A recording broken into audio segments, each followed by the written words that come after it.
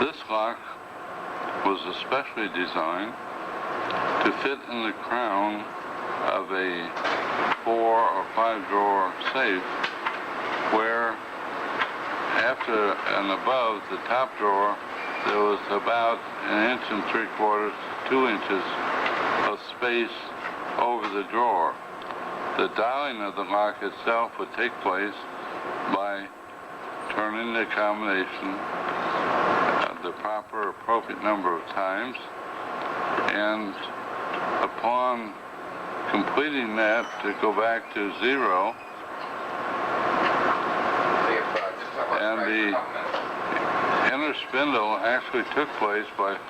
holding that dial at 0 and turning this top one, and that would then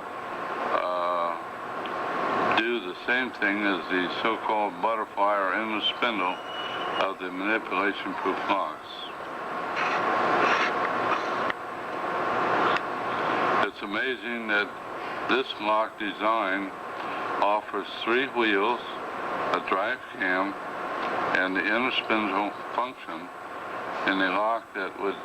fit back into the cabinet very attractively and have only exposure of these component parts.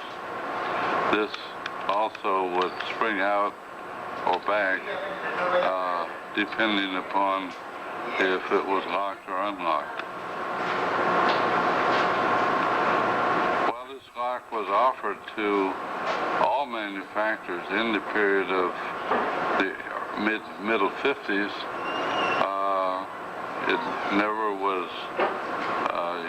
accepted or used, but the design itself offers excellent security.